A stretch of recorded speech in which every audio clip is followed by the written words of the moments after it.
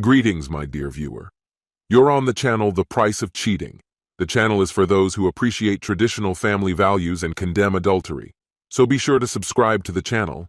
Let's get started. The romantic comedy that my wife Lily and I had just finished watching finally ended, and it felt like an eternity had passed. I had drunk more beer than I probably should have, but when I collapsed next to her, she didn't seem to mind. Still, I couldn't quite figure out what she thought about the film. "I just don't understand, Alexander. How could the husband be so unforgiving, refusing to pardon his wife over such a trivial matter?" she asked, her face full of confusion. "Are you joking?" I snapped, my voice sharper than I intended. "That wasn't some small mistake. She cheated on him, Lily. Any wife who does that deserves consequences. It's completely unacceptable no matter how you look at it. It's cruel and heartless." Lily sighed heavily. "A man who truly loves his wife would be more forgiving. Just because she made a mistake doesn't mean she doesn't care about him. It just means her feelings weren't strong enough. A wife who cheats shows that she doesn't respect her husband and doesn't care about the humiliation she's caused him, even if it's not visible on the surface. He will always feel less important in her eyes." "And what if she didn't mean for it to come across that way?" I countered. "Her intentions don't change anything, Lily. What matters is that she broke the trust, and there should be consequences for that." "That's ridiculous, Alexander. I can't believe you're stuck in such outdated views." "There's nothing outdated about expecting loyalty," I replied sharply. "Infidelity can't be justified. If the wife confesses before the husband finds out, maybe they can work through it. But if he catches her lying and she denies it, she deserves all his anger. Most husbands don't even realize what's happening until it's too late." "We're going in circles," she said, clearly irritated. "I'm going to bed." She got up and left, leaving me alone with my thoughts. Earlier that day, we had spent several hours wandering through supermarkets and sales. I hadn't minded tagging along with her. There was always something to catch my eye while Lily searched for her favorite old rusty ironing board holders. The more worn out they were, the more she liked them. We were both saving every penny, trying to make our dream come true, to buy our first house. Of course, it had to have a big kitchen where she could display her growing collection of holders. We had been married for 10 years, though we had dated even longer. She's short, slightly plump, and I often joked about her perfect hips for childbirth. We had grand plans to start a family as soon as we settled into our new home. All we had left to do was save up enough for the down payment. But now, that conversation wouldn't leave my mind.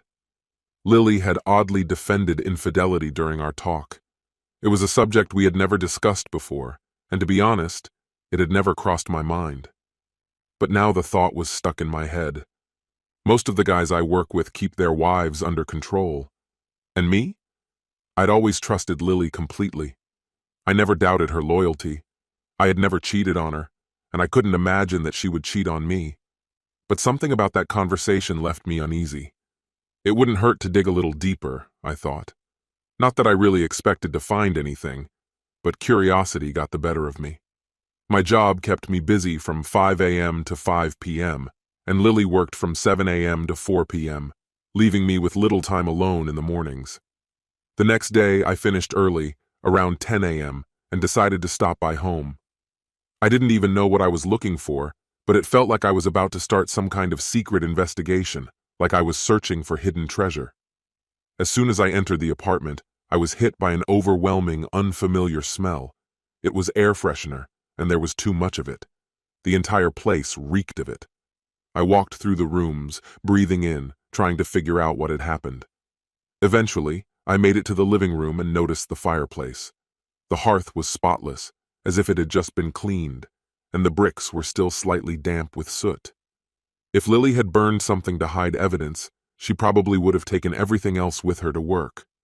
But maybe she wasn't as careful as I thought.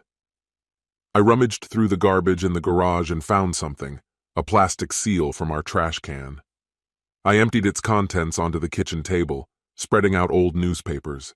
It was time to see what secrets might be hiding in plain sight, waiting to be uncovered. The burnt remnants were mostly soot and ash, though among them remained a few charred scraps of paper and scorched photographs.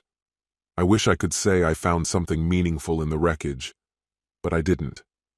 What I knew for sure was that she had deliberately destroyed these things so I wouldn't discover what they contained. The only conclusion I could draw was that she had something she wanted to hide. And after our conversation the previous evening, a growing sense of unease began to take root inside me. Lily had been the center of my life for as long as I could remember, and we had planned so much for the future. But now it seemed I had missed the signs, the subtle hints that had been right in front of me all along. There were parts of her life she had never shared with me. Suddenly, I realized I knew almost nothing about her work or the people she spent her days with. It had never even occurred to me to ask. But now she had my full attention. On my way to work, I stopped by an electronics store and bought 3 voice-activated digital recorders, along with extra batteries. When I contacted the phone company, they had no trouble providing me with call logs for both of our phones for the past 4 months. I told them it was for a tax audit, and since the request involved both numbers, it raised no suspicions. After reviewing my own calls, I destroyed the logs at the office, not wanting to leave any traces. It was the first time in our entire marriage that I allowed myself to think poorly of Lily.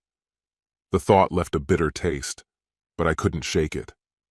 That day, I came home a few hours earlier than she did, which gave me plenty of time to carefully hide the recorders. I placed one in the living room, another in our bedroom, and the third in the kitchen, making sure it wouldn't pick up the constant hum of the refrigerator. The next morning, I activated the recorders before leaving for work. By the time Lily got home that evening, dinner was already on the table. "Hey, honey, I made chili for dinner. I hope that's okay," I said, trying to keep things casual. "Sounds good," she replied. "Just hope it's not too spicy." Halfway through dinner, a thought struck me. "By the way," I began, "when I got home earlier, there was this strange smell in the house, kind of a mix of flowers and burnt plastic. What did you burn in the fireplace this morning?" She tensed, realizing she'd been caught off guard.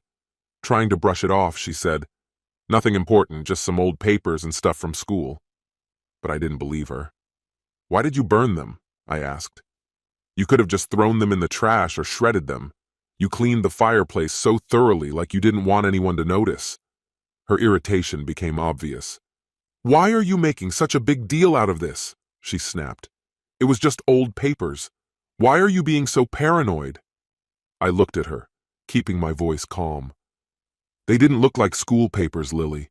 More like letters and photographs. What did you really burn?" Then she lost it. "Are you serious? You went through the ashes just to accuse me of something, really?" she yelled, her anger boiling over. "Forget about it. You're doing the dishes tonight. I'm going to take a shower and go to bed. You can sleep on the couch." Lily had never spoken to me like that before. But then again, I had never questioned her like this before either. As soon as I heard the water running in the shower, I seized the moment to grab her phone and quickly recorded all the numbers from her speed dial, recent calls, and saved messages. I transferred her contact list to a file on my computer in just a few minutes. Sleeping on the couch didn't bother me, but the smell of lilacs mixed with burnt debris made it hard to breathe. The next day, I took a sick day.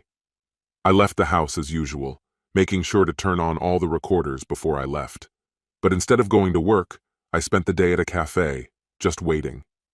When I returned home around 8 p.m., I immediately sat down to listen to the recordings. Lily had made one phone call. "Things are getting a little difficult at home," she said. "No, it's not serious. He suspects, but he doesn't know what's really going on. He's becoming a real problem. I think I can manage. Friday seems like a doable deadline, most likely. See you then." I still didn't know who was on the other end of the line, but I suspected I wouldn't stay in the dark for long. What exactly was supposed to happen on Friday? That question lingered as I spent the morning at the library, going through her call logs. I could have done this at home, but the telephone directories available here were far more reliable and faster than anything I could find online. Of course, they were useless for tracking mobile numbers. I managed to rule out most of the numbers by matching them with known contacts or entries in her address book. But one number stood out. It was linked to a contact labeled MT.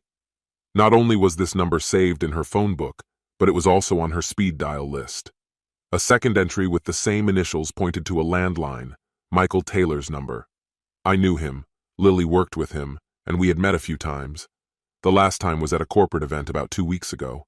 I recalled how Michael and Lily had spent most of that evening together, practically glued to one another. That memory made me uneasy, especially since Michael was there with his wife, a petite brunette who, like me, didn't seem to be enjoying the evening much. I began piecing together a timeline, noting every instance Lily called Michael over the past 4 months, as well as the times he called her. Oddly, there were no text messages from him. This morning, I was almost certain it was his number Lily had dialed. Despite the growing number of calls, I hesitated to jump to conclusions. After making copies of the call logs, I decided to head straight to Michael Taylor's house. I had nothing to lose, so I knocked on his door. "Alexander Singh, right? What brings you here?" "Good afternoon," I replied. "I was hoping we could talk."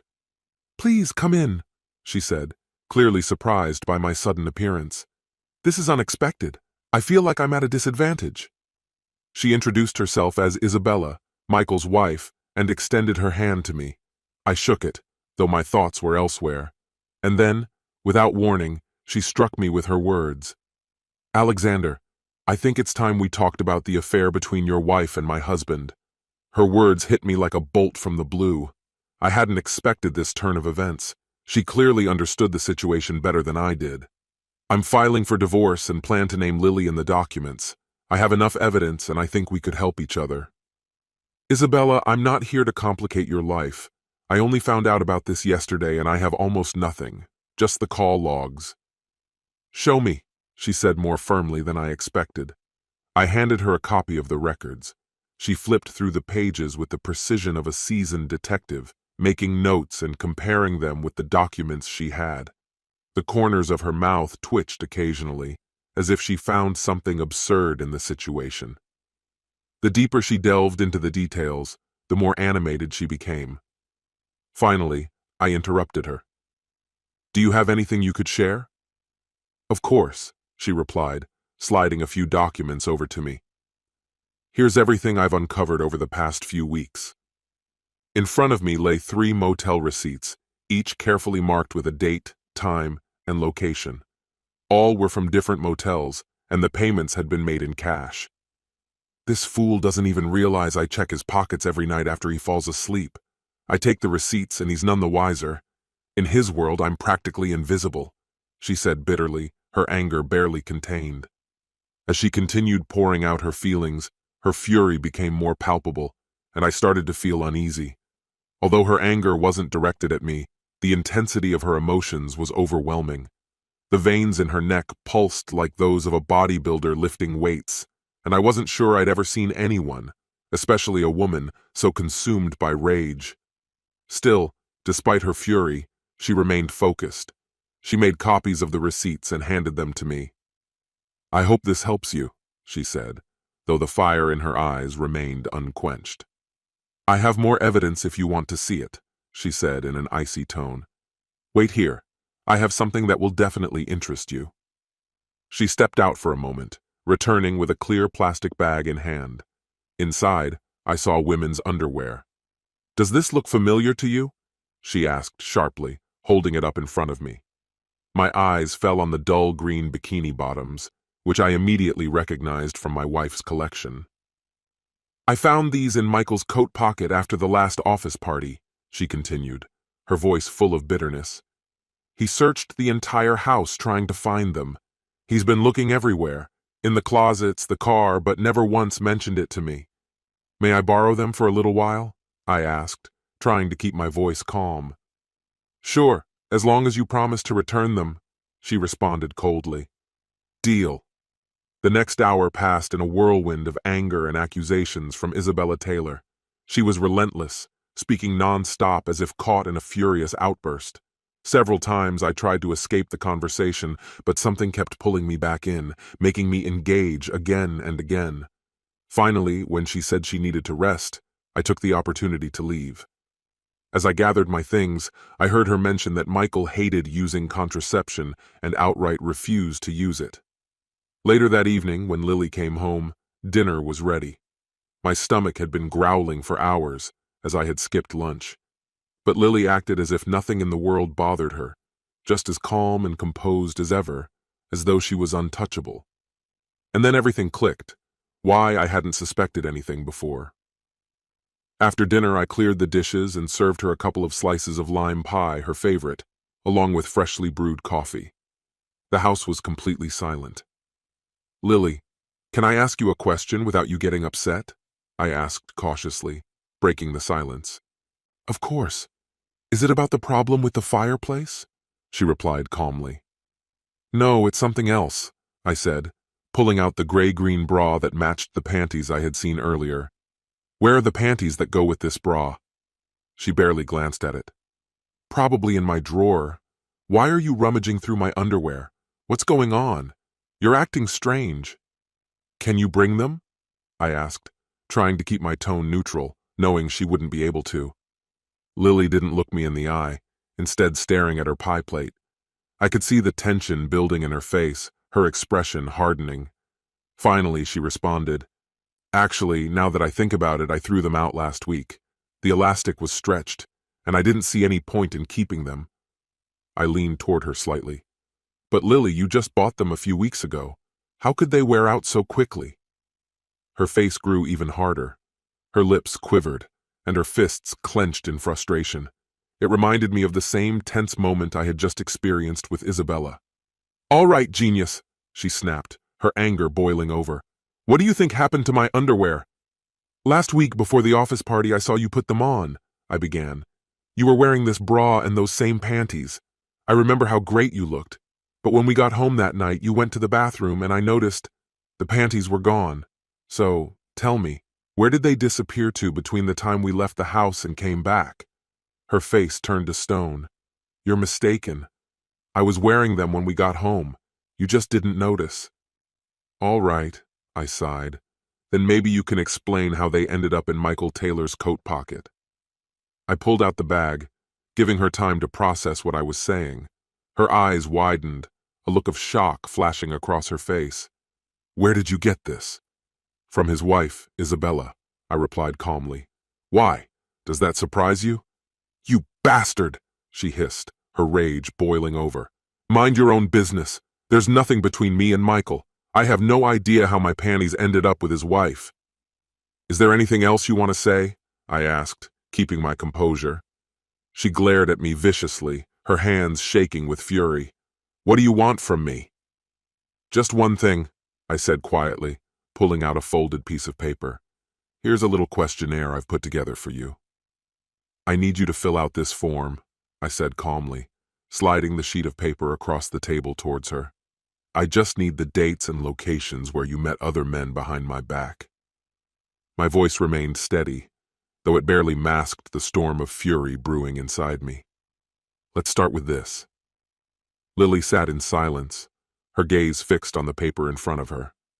I picked up a pen and wrote down the name of the motel and the date of her last meeting with Michael. Below that, I added his name and wrote the motel name again, leaving no room for misunderstanding. Then I noted the date. "Here," I said, handing her the pen. "Finish the rest, Lily. Once you're done, we'll continue this conversation." She remained motionless, her eyes still locked on the paper, unable to move or speak. She knew I had every reason to confront her. "And one more thing," I continued, my voice growing more irritated. "I'm furious not just because you cheated, but because neither you nor he bothered to use protection. Cheating is one betrayal, but not even thinking about the consequences? That's a whole other level. Did you ever think about what you could bring home to me?" My voice shook with disgust. "Was it only Michael, or were you just as careless with the others?"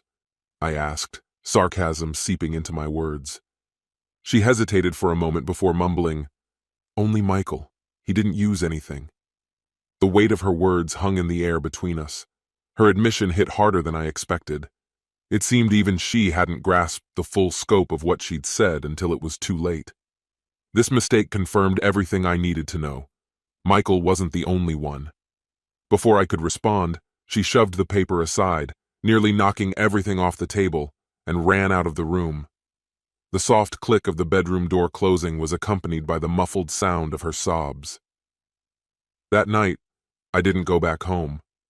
I found the nearest motel, rented a room, and told work I'd be taking a few days of sick leave. Keeping my word, I returned Isabella's lingerie. She was unusually silent this time, her face tense and uneasy. I didn't ask questions, just left, sensing her discomfort. I checked into a small, run-down motel that rented rooms by the week, complete with a basic kitchenette. As I drove past our house, I noticed Lily's car was gone and went inside to grab whatever I could carry. I bought some essentials, dishes, utensils, a few pots and pans, and within an hour, I had settled into my temporary hideaway. It was surreal. Just a week ago, nothing like this seemed remotely possible.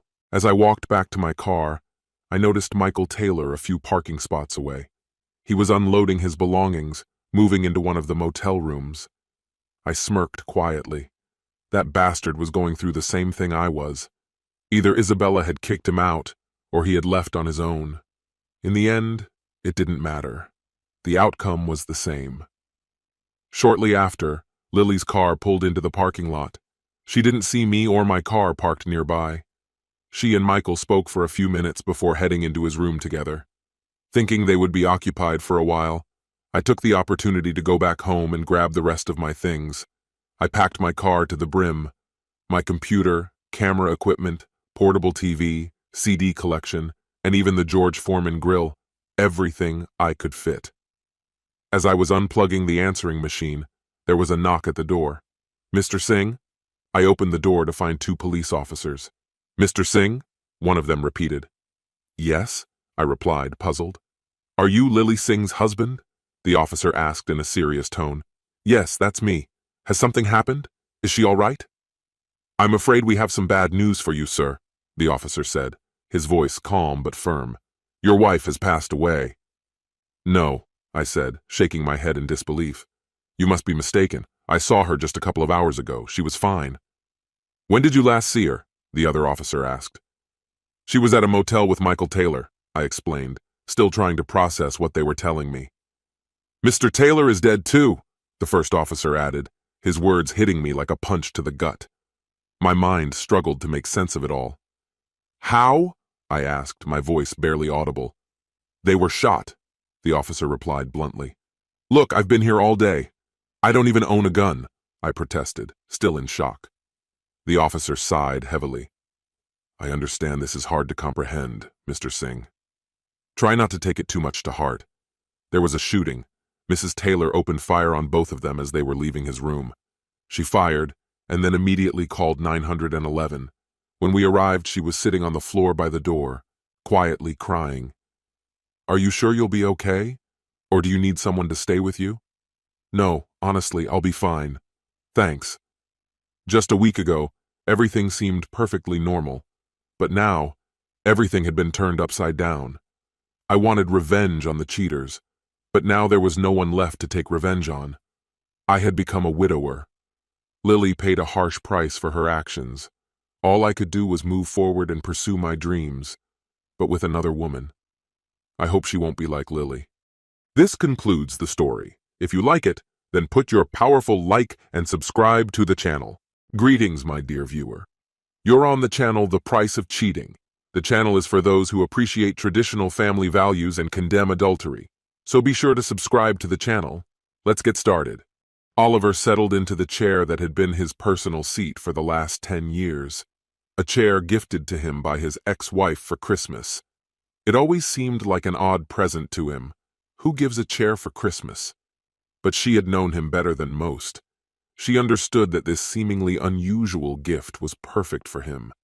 The chair felt like it had been custom-made to his dimensions. The cup holders were ideal for his drinks, and the Bluetooth speakers built into the headrest enveloped him in sound. Many nights he had fallen asleep in this chair, comfortably stretching his legs. This chair was the last reminder of a life he once had. His daughter now lived with her mother in the house he was no longer allowed to visit, along with the dog he had given her one Christmas, a dog he had taken care of more than anyone else. His daughter had never been the one to walk, feed, or bathe the dog. She only hugged it while Oliver sighed heavily. This was his first Christmas alone, just him and the chair. As he sat there, his phone rang. The name on the screen made him frown. He glanced at the clock. The day was nearing its end, and this had been the longest Christmas Eve he could remember. Was it worth answering? He could easily ignore the call and let the answering machine pick it up. But something inside him, the part of him that lived for self-punishment, made him answer the phone. It was like an itch he couldn't stop scratching. "Hello, Amelia," he said, bringing the phone to his ear. Her voice, familiar but burdened with sadness, echoed in his mind. There was still sweetness in her tone, though it was now tinged with the sorrow that had colored their recent conversations. The silence between them wasn't empty. It was filled with the weight of their 18 years together, the joy they had shared, and the grief they had endured. Finally, Oliver broke the silence. "I didn't think you'd call this year." "Why wouldn't I call?" she responded softly. "We promised, remember? We swore we would always be the first to wish each other Merry Christmas no matter what. That was our rule." A faint smile crossed his face as he recalled it. "Promises were always your strong suit." "Oliver, you're right. It's my fault. That's all in the past now," she said, leaving a pause for him to accept her apology. But before he could, she spoke again. "So, what are you doing tomorrow?" "Nothing special," he replied. "I'll give Olivia her gift when you drop her off, then head to my parents' for dinner. What about you?" "Oh, nothing special," she said, though they both knew it wasn't true. Oliver was about to let the lie slide, but he couldn't hold back. The familiar urge to stir old wounds overtook him. "So, no plans with... what's his name?" She held her breath for a moment. Even without saying his name, the mention of her new boyfriend was a painful jab. "You mean Charlie?" she finished for him. "Yes, Charlie," Oliver said, unable to completely hide the bitterness in his voice. Just saying his name sparked a surge of anger inside him. He had replayed it over and over in his mind. It wasn't just a single moment. It was an entire hour of reading her messages. Each one revealed the details of her 3-year affair, each one a fresh wound, leaving a void where his heart had once been. Amelia sighed, her breath carrying the weight of her sorrow. "If you really want to know, we're going to his parents' place after we drop off Olivia." "Of course," he muttered under his breath. A tear slowly rolled down Amelia's cheek, though Oliver couldn't see it from the other end of the line, and even if they had been face to face, he probably wouldn't have noticed. Engulfed in a fog of confusion, he barely noticed when Amelia approached him with fury. Her words dripped with venom as she hissed, "I really don't understand why you're so angry. You don't care anyway. You're the one who left, remember?" He only laughed louder. It amazed him how she always managed to turn the situation upside down, as if it were her talent, almost a gift. But if she had a superpower, it wouldn't be telepathy or anything impressive. No, her gift was the ability to reshape reality to suit herself, denying any responsibility. "What's so funny?" she demanded, her anger flaring even more. "Why do you never take me seriously?" "Because Amelia," he replied, shaking his head in disbelief. "You're full of nonsense. That's why." "Me? I'm full of nonsense?" she asked, her voice rising in astonishment. "Exactly," he confirmed, still stunned that she even asked the question. "I'm the one who ruined everything? Seriously? And what about your 3-year affair? That didn't affect anything, right? All those nights when you sat next to me watching movies while secretly texting him, did that mean nothing? Or the emergency 3-day trip to take care of your sick mom?" "Enough! I've heard enough," she interrupted, raising her voice to shut him up before he could continue. And perhaps that was for the best. There was a lot more he wanted to say. "You've heard enough? Really, Amelia?" His voice grew sharper, irritation building as her defense began to crack. She was on the verge of tears, her breathing unsteady, trying to hold herself together. "Yes," she whispered, her voice trembling. "I know I messed everything up, Oliver. I destroyed it all. I was selfish. I didn't appreciate you." She paused, and her guilt was evident in every word. "I tore our family apart. Every day I wake up in a house that feels like an empty shell without you. Our daughter can't even look me in the eye." Her voice broke, but she continued through the pain. "And every night when I close my eyes—" "Don't," Oliver interrupted, his voice filled with emotion. "Just don't." He felt himself losing control, his composure slipping. Why couldn't he just stay calm? Why did she still have such power over him, making him unravel like this? "Don't what?" Amelia snapped, her eyes narrowing. "Tell the truth? Isn't that what you've always wanted?" She hoped for some reaction, a smile, a laugh, something that might ease the tension. Humor had always been their thing. They'd bonded on their first date watching A Few Good Men and throwing lines back and forth from the movie. But now those memories offered no comfort. Oliver's face hardened. All he could think about was how much she had thrown away for some random guy she met online. His gaze turned cold, piercing, like an icy stab. "Oh, I'm all for the truth," he replied, his voice chilling. "The problem is I always have to drag it out of you because all you do is lie." His words hit her like a slap. She burst into tears, her body shaking with sobs she had held back for so long. He saw her pain, but couldn't find any sympathy in himself.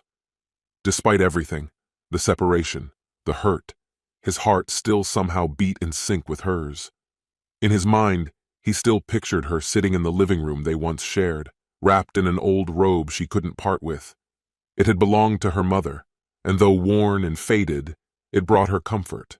Underneath, she would wear his boxers and one of his t-shirts. It was their little joke. When he traveled for work, she would sleep in his clothes, claiming it made her feel safe. But that weekend she spent with another man? Oliver doubted she had worn anything of his. In fact, he suspected she wasn't wearing much at all. "Forgive me, Oliver," she whispered through her tears, her voice so faint it was nearly drowned out by her sobbing. "How many more times do I have to say it? How long will it take until you finally forgive me?" Her voice trembled with sorrow, every word filled with desperate pleading. "I'll forgive you when I stop loving you," she whispered softly, almost to herself. "Maybe then the pain in my chest will go away. Maybe then the emptiness inside me will finally disappear. And maybe then I'll be able to sleep, without reliving the moment I saw that message where you told him you loved him. Perhaps." The weight of his grief was too much for Oliver. His sobs, louder than hers, shattered the silence, his body shaking with each one. He pressed his palm against his eyes, trying in vain to stop the tears streaming down his face. Her heart tightened at the sight of his suffering. She wanted to hold him, kiss his forehead and let him cry on her shoulder. But she couldn't. She had caused too much pain to do that. "Patty, for God's sake, stop calling me that!" His sudden outburst on the phone made her fall silent. Amelia reminded herself that comforting him wasn't an option. She was the cause of his pain. It was a bitter truth they would both have to live with. "Oliver," she began cautiously, "how long are we going to keep torturing ourselves like this?" "Don't you understand that you're not just punishing me?" he replied quietly. "You're hurting Olivia, and you're tormenting yourself, too." She hesitated, searching for the right words. "I know you're angry at me, and you have every right to be, but that's why we need to seek help." He interrupted her, his voice surprisingly calm. "But you're still seeing him, Amelia." Her voice faltered, and silence hung between them.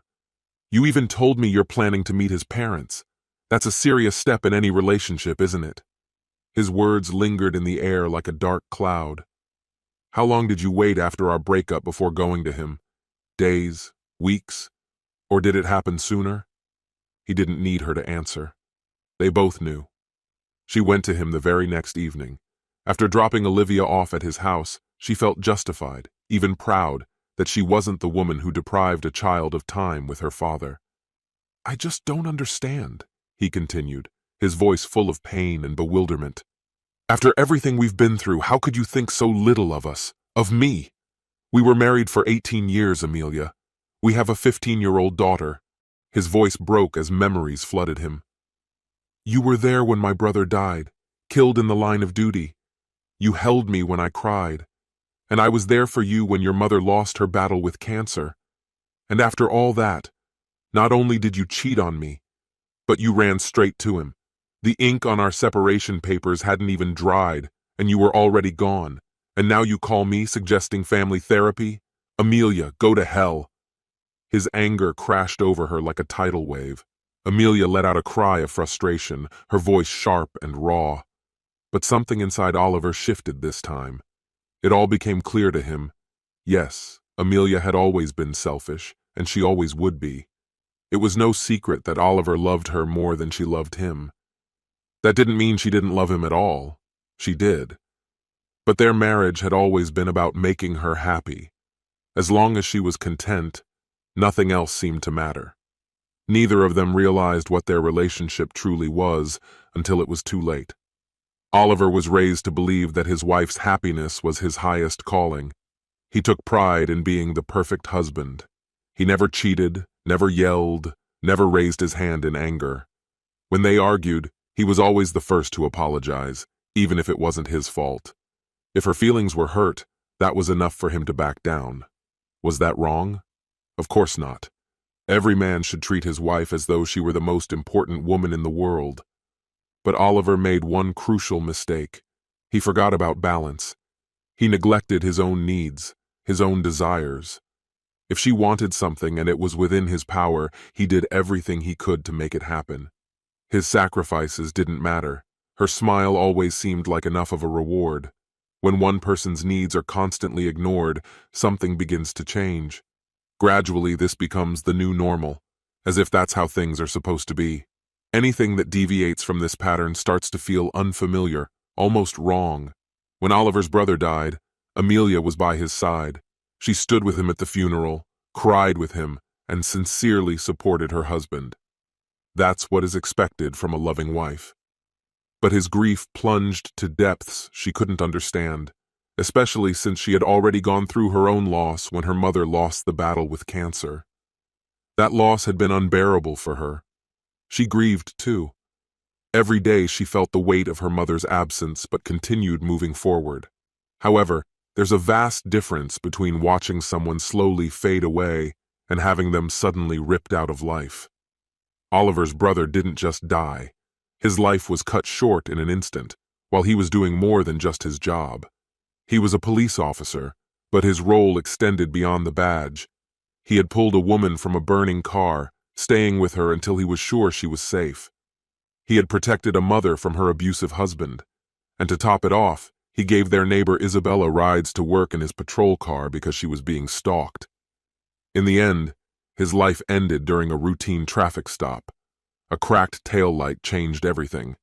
If someone who had done so much good could be killed that way, what awaited Oliver? He felt insignificant, just another man running an office. His biggest contribution to the world was sorting recyclables. His brother's death shook Oliver to his core. It wasn't just about losing his brother. When Oliver looked into the casket, he saw his own reflection there. If anyone should have been lying in that coffin, he believed it should have been him, not his brother, who was a hero to many. Therapy could have been an outlet, but Oliver rejected it. Instead, he sunk into silent despair, mourning inside, though not a single tear ever fell. Amelia couldn't understand what he was going through. He never let her into his pain.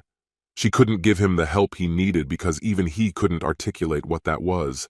He didn't expect her to pull him out of his sadness. He didn't need her to fix him or magically free him from his survivor's guilt.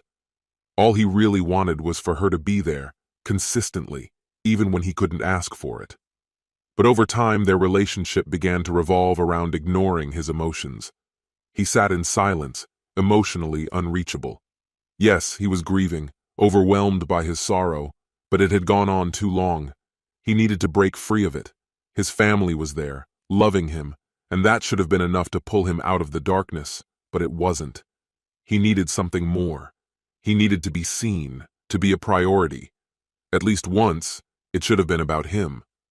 The more she grew disappointed, the more distant he became. The further he withdrew, the more everything fell apart. And that's when Charlie entered the scene. She met him online. But no, this wasn't an innocent conversation about recipes or home projects. Amelia was looking for something confirmation that she was still attractive, still worthy of attention, and she found it. She didn't intend to be unfaithful. A few flirty messages, a couple of pictures, it all seemed innocent enough. "You're just gorgeous," he told her. The picture she sent wasn't even her best, but he made her feel like a supermodel. That's how it all started. Playful texting grew into something more pictures, more confessions. Then came the bikini shot. His compliments made her laugh. And the pictures kept coming, each one bolder than the last. But that was just on the surface. If it had all stopped there, she might have been able to pull back before things went too far. But it was the phone calls that really hooked her. Stolen moments during the day, the sound of his voice, his laughter, his breath that felt so close. It was those fleeting connections that made resistance impossible. He was no longer just a faceless figure behind the screen, sending her playful messages. He had become someone real, a man with warmth, humor, and a genuine interest in her. Each conversation revealed his sensitivity, and she began laughing in a way she hadn't for years. When she complained about her husband, he was always there, encouraging her and making her feel needed, just like Oliver used to. The last holiday weekend, woven from layers of lies, became the final chapter of her marriage. He knew about her mother's illness, the slow devastation of cancer. When Amelia suddenly left to be with her, his thoughts immediately took a dark turn. He should have felt her grief, the kind that was supposed to bring them closer. But instead, his jealousy and insecurity forced him to break out of his selfishness. Deciding to be by her side, he panicked and booked 2 last-minute tickets, hoping they would go together. His intention was to show up with Olivia to support Amelia in this difficult time. But Amelia firmly rejected the idea. She insisted that this was a journey she needed to go through alone, which puzzled him. Why would anyone want to endure such a painful experience without their partner's support? Why was she pushing him away when he was ready to be there for her, even just to comfort her? And yet, when her mother died, she didn't ask him to come. That's when doubt began to take root in his soul. His suspicions started to grow from small things. Her phone was always with her, even in the bathroom. She placed it face down on the table or turned it away when texting. Sometimes she even left the room to take a call. One day, by pure accident, she left her phone at home. Curiosity gnawed at him, and he tried to unlock it, only to find that she had changed the password from their anniversary date. Her old code had been used for everything, her bank accounts, voicemail, all her passwords. But now it was different.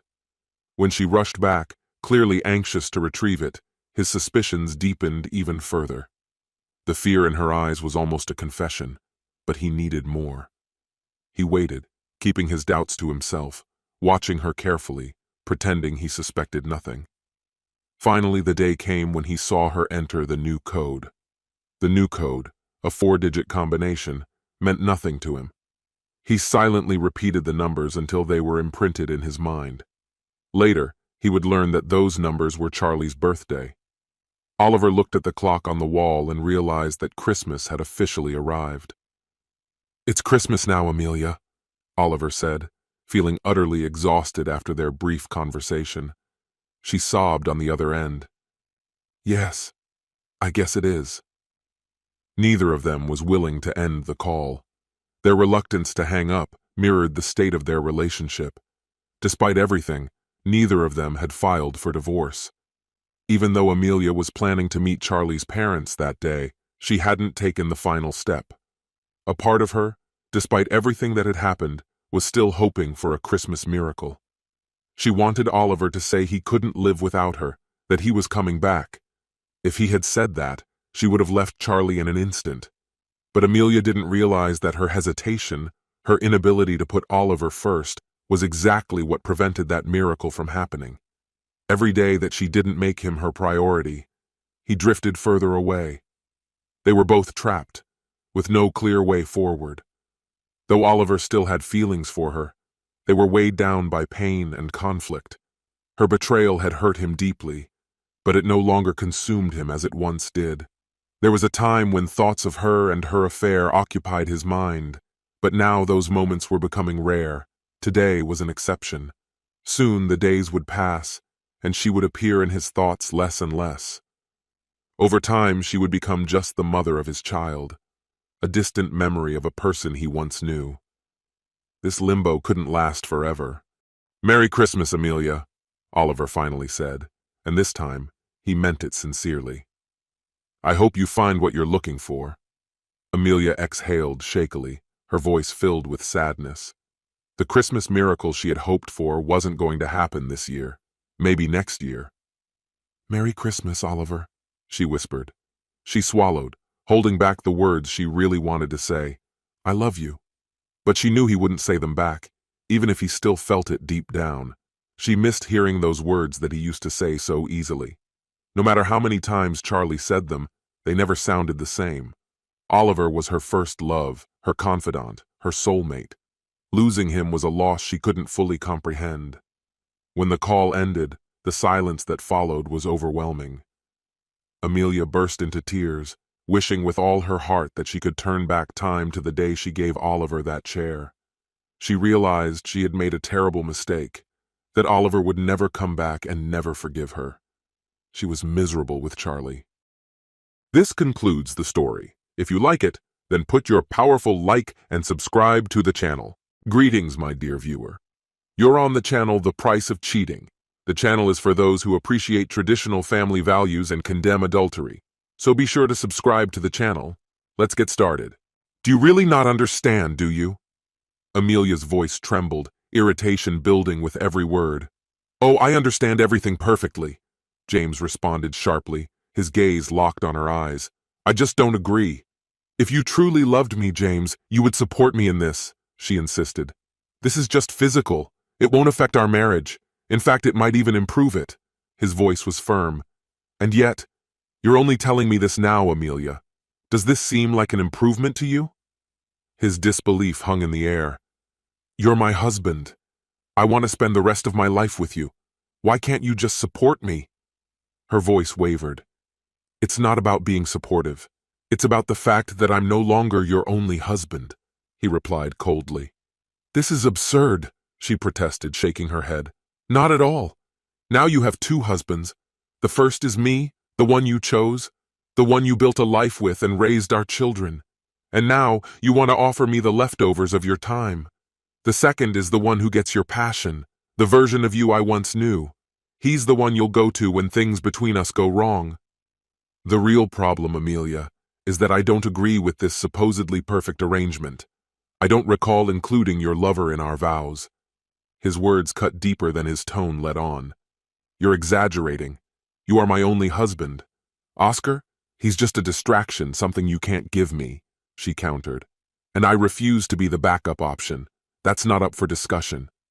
"James, you're oversimplifying the situation. You'd be surprised how many of our friends have lovers, and their marriages thrive." Her voice softened, hoping for understanding. "Oh, you mean Madison? The one who's already on her third marriage?" "Seriously, Amelia? You're taking advice from a woman who behaves like, well, to justify your behavior? What did you expect from her?" "Insults won't change anything," she shot back. "I've already made up my mind. For 25 years, I've rejected the advances of other men. I stayed faithful, content with a husband who was my equal in everything: money, raising children, intimacy. But now, with the children nearly grown, I deserve more for myself. An innocent affair is the least of what I'm owed. And don't even dare to threaten me with divorce. You'll lose everything, the business, and I'll take the kids." "Well, Amelia," James began thoughtfully after a pause, "maybe your lover isn't so bad after all. I'll allow this, on one condition." Her eyes widened in surprise. "What condition?" "I'll consider any reasonable option. It's simple. Since you're going to do this anyway, just record it. Send me the video." "Are you insane? Do you really want to watch me with another man?" she asked in disbelief. "I just want to see how your enlightened views hold up. I'll show the video to our children, send it to your family, to our friends. Let's see if they are as modern as you think. Maybe they'll tell me where I went wrong." "That's not happening, James. I'll meet with Oscar, and you won't get any evidence. You won't even know where we'll be. I'll have my fun, come home, and we'll continue living like nothing happened." Without saying a word, James left the room and went upstairs. Amelia, seething, paced below, trying to contain her anger. A few minutes later, he returned with a suitcase in hand. "Go ahead, Amelia. Meet your lover. I'll get the evidence I need with or without your help." "No, you won't," she hissed. As he walked out the door, he muttered to himself, "She'll be surprised when I show up at room 553 of the Hilton tonight." He quietly chuckled to himself. "Oscar, you fool. All because I took her phone while she was in the bathroom." Amelia approached room 553, her eyes nervously scanning the hallway. It seemed empty. The door opened, and Oscar stood there wearing only boxers, grinning as he welcomed her. She entered the room without making a sound. "Nervous, huh?" she teased before brushing her lips against his. "I just want every moment to count," she explained. "There's no point in wasting our time," she added. "Take your time," he replied in a calm voice. "This is just the beginning," she assured him. "Tonight, I told my husband what's going to happen. There will be plenty of opportunities ahead." "How did he take it?" he asked. "He wasn't thrilled," she admitted.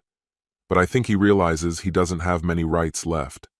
I'll smooth things over with him in bed for a couple of nights, and everything will fall into a new normal," she declared confidently. "But first and foremost, we need to be cautious. James is threatening to expose us. He says he's gathering evidence.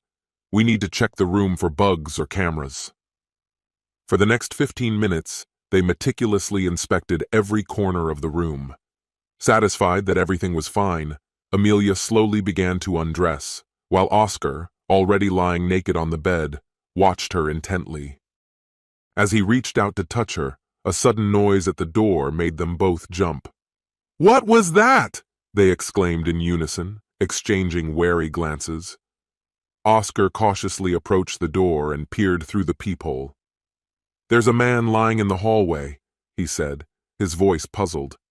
"He looks unconscious," he added, bewildered. Amelia quickly stood up and joined him. "Let me see," she said, looking through the peephole. Her breath caught. "That's my husband, James." "Oh, God!" she gasped. "How could he have found out where we are?" Oscar wondered aloud. "Should we call for help?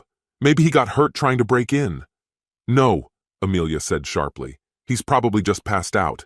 James suspects we're here, but he hasn't caught us yet. If we leave now, he won't have any proof. Maybe this will teach him not to follow us." "You're just going to leave him here?" Oscar asked in disbelief. "Yes," she answered firmly. "If he doesn't wake up soon, someone else will find him and call for help. At worst, he'll have a headache and wounded pride." They quickly dressed, stepped over James's motionless body, and left the room. Later that night, Amelia returned home, assuming that James would retreat to his dingy hotel, nursing his pride with painkillers. Her thoughts drifted back to her time with Oscar, and she relished the memories, hoping her dreams would only be filled with images of their next encounter, uninterrupted. Around 3:10 a.m., repeated ringing at the door, followed by a loud knock, woke her up. Throwing on a robe, she rushed to the door. Through the peephole, she saw an elderly sheriff standing on the porch, his uniform straining against his large belly. She cracked the door open slightly and asked, "How can I help you?" "Is this Amelia Davis?" the officer asked. "Yes, I'm Amelia," she replied cautiously. "What's happened?" "Your husband, James Davis?" he confirmed, his expression serious. "Yes, that's my husband. What's happened to him?" she asked, her pulse quickening. "I'm very sorry, ma'am," he began carefully. "Your husband has passed away." "What? Dead? That can't be!" she exclaimed, her voice trembling, her eyes filling with tears. "How did it happen?" Her voice broke as she started to cry. "God, how I hate delivering this kind of news," the sheriff muttered under his breath. "I'm too old for this. Only a few months until retirement, and I still have to deal with this." He sighed heavily before continuing. "I'm very sorry for your loss, ma'am, but I need to ask you a few questions. Your husband was found dead shortly before midnight in the hallway across from room 553 at the Hilton Hotel. I'm afraid it will be some time before you're allowed to see the body. The autopsy is being conducted right now." "Autopsy?" "Yes. When there's suspicion of a crime, the law requires it." A crime? Exactly. People don't usually end up in a pool of their own blood for no reason. Blood, but I didn't see any blood. At that moment, Amelia realized her mistake. That comment suggests you knew about the attack on your husband despite claiming you had no involvement. We had nothing to do with it. He just slammed into the door and fell. And by we, you mean yourself and Oscar Garcia? Yes. We were in room 553 having a meeting when James tried to break in. He misunderstood the situation, thinking something inappropriate was happening. I'm not here to judge your personal life. It doesn't matter what kind of meeting you were having with Mr. Garcia. Mr. Garcia, who booked room 553, has already been questioned. He admitted that your meeting was of an intimate nature and said that you led him to believe your husband was aware of it and accepted it. Obviously, he was mistaken. Are you planning to arrest me? Not at this moment. I could detain you for leaving your husband in the hallway to die, but I truly believe you thought he simply lost consciousness. There was no visible blood, and you assumed it was just a severe headache. Let's move on. Though charges may be filed for failing to report someone in distress, for now, you're free to go. However, you and Mr. Garcia remain persons of interest in the ongoing investigation of Mr. Davis's death. Don't leave town. I'm sure we'll need to question you again once the autopsy report comes in. You should consider hiring a lawyer in case this escalates into something more serious. That night, Amelia couldn't sleep. She kept trying to reach Oscar, but each time her calls went to voicemail. By Saturday morning, she had stopped trying.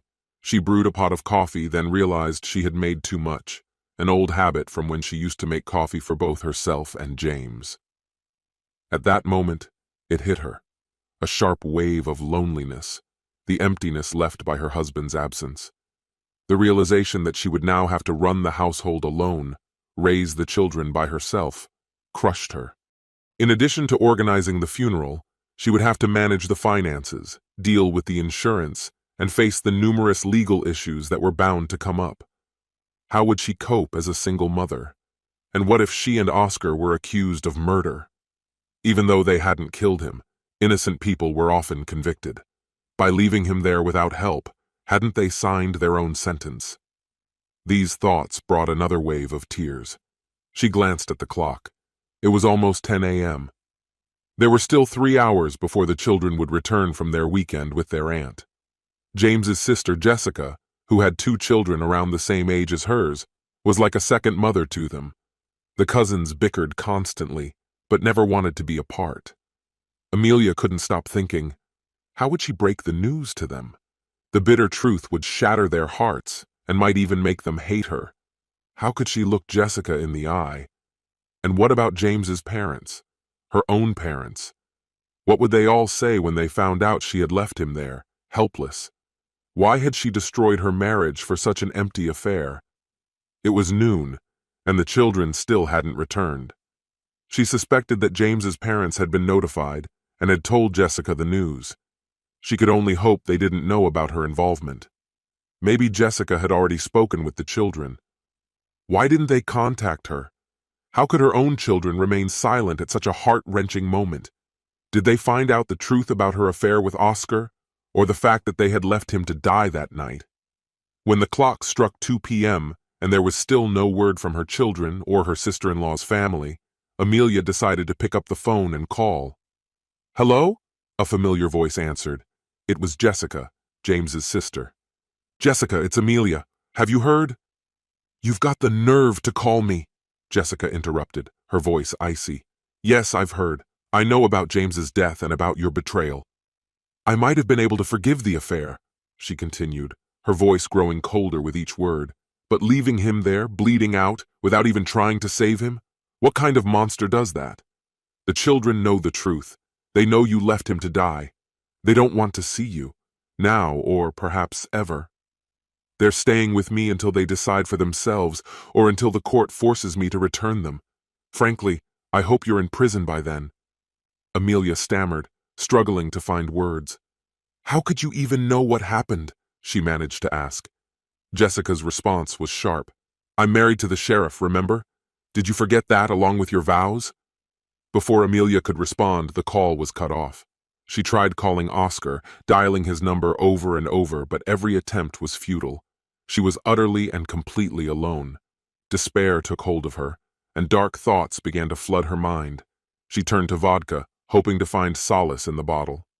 The weekend passed in a haze of alcohol and loneliness.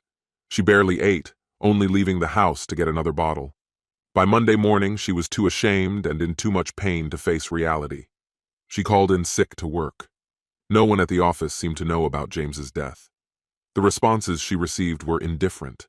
Empty phrases like, "Hope you feel better soon." Amelia scoffed bitterly. Feel better soon?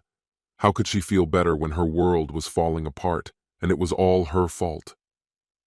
A little after noon, the doorbell rang, and her heart froze in panic. It had to be the police, coming to question her.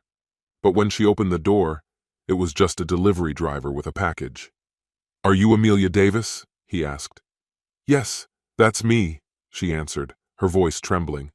"Sorry, ma'am, but I need to see some ID. I can't hand over the package without confirming your identity," the young man explained, awkwardly shifting from foot to foot. Amelia grabbed her purse, pulled out her driver's license, and showed it to him. He smiled, handed her the package, and with forced politeness said, "It's been delivered. Have a nice day." Her hands were shaking as she tore open the envelope. Inside were documents, divorce papers. At first, she thought James had filed for divorce before his death. But then her eyes landed on another envelope, addressed to her in her husband's familiar handwriting. The letter began simply, "Amelia, I'm sorry to interrupt your morning, but I'm not dead." Her heart stopped. "I hope guilt and shame weigh on you for what you did with Oscar, and for what you thought happened to me. Things didn't go exactly as I planned, but it turned out even better than I could have hoped. Maybe I'm being a bit spiteful, but can you blame me? Your clueless lover sent you all the details of your affair. I saw his message when you left your phone behind, as usual, rushing to the bathroom. That's how I knew exactly where to find you. My plan was simple. I was going to burst into the room, take a few pictures of you and Oscar, and send them to everyone. Our children, my family, your boss, your colleagues. After that, I planned to divorce you, no matter what it cost me. But apparently hotel doors are much sturdier than they are in the movies. I cracked my head open and passed out instead. There was no blood on the floor, despite what you might have imagined. I decided to add a bit of drama to make you picture it that way. When I finally came to my senses, it was clear that both of you had already fled, likely thinking that my plan to humiliate you had failed. I'm not sure if it was the blow to my head or a flash of brilliance, but a brilliant plan started to form in my mind. I immediately called my brother-in-law, the sheriff, and pitched him an idea. Although he couldn't officially involve his team, he did me a favor by connecting me with a retired officer. For a reasonable fee, this guy learned the script I gave him, put on his old uniform, and went straight to you. While he distracted you, I headed to Oscar's place, taking my trusty gun with me. After a brief conversation, I convinced him to have a chat with you. A little pressure, and he spilled everything, your affair, the plans you were making together. And lucky me, I recorded the whole confession. By the way, don't expect to hear from Oscar anytime soon. He won't contact you until the divorce is finalized, if he even has the courage to do so at all. By then, let's just say his injuries should be healed. My sister was completely on my side regarding revenge, and she played her part like a true professional. She made up a story for the kids, claiming they needed to go on a short vacation so they wouldn't hear all this drama. Don't worry, none of them know about my supposed death or your villainous role. But make no mistake, if you don't tell them the truth about why we're divorcing, I will, and I'll make sure they know the whole story. I haven't decided yet whether to show them the recording, but that option is still on the table if they start asking questions. Yes, Amelia, we're getting divorced. No, you won't walk away with the whole package. Oscar's confession is more than enough to make people question your actions and your so-called modern views. So if you're not interested in having Oscar's account of your affair become public knowledge, you'll agree to a fair division of assets. Don't even try to play dumb and deny that you slept with him. The moment you entertained that thought, You'd already crossed the line far enough to justify a divorce. Why didn't I file sooner? Well, I first needed some leverage. After my attempts to hack your phone and get those photos failed, I realized I needed to get creative. So I staged a little scene with you as the star to gain the upper hand. And another reason? Pure revenge. I wanted you to feel at least a fraction of the agony I felt when you ripped my heart out. It seems I exceeded all my expectations. Amelia, you were everything to me. You asked for something I could never give, to share you with another man. Now you understand that, don't you? You got caught, and you've already faced some consequences. Do yourself a favor. Sign the divorce papers. Your soon-to-be ex-husband, but never your fool, James. Amelia was heartbroken. She signed the divorce papers, and in the following months quietly allowed James to take the children whenever he wanted to see them. Over time, she admitted to the children what she had done. It took a while before they started talking to her again, and even longer before they forgave her. Their father never found a big enough place for them to stay with him for more than a few nights, but they never felt the same connection with their mother after her betrayal. Amelia kept her relationship with James polite whenever their paths crossed, and always invited him to important events like birthdays, Thanksgiving, and Christmas. What could have been happy anniversaries became sad reminders of her mistake.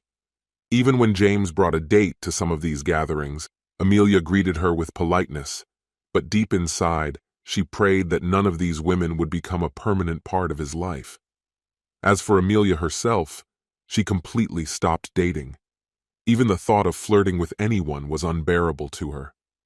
On the second night after their divorce, on Christmas Eve, the presents had been unwrapped, and for a fleeting moment, they acted like a real family again, pushing the past aside.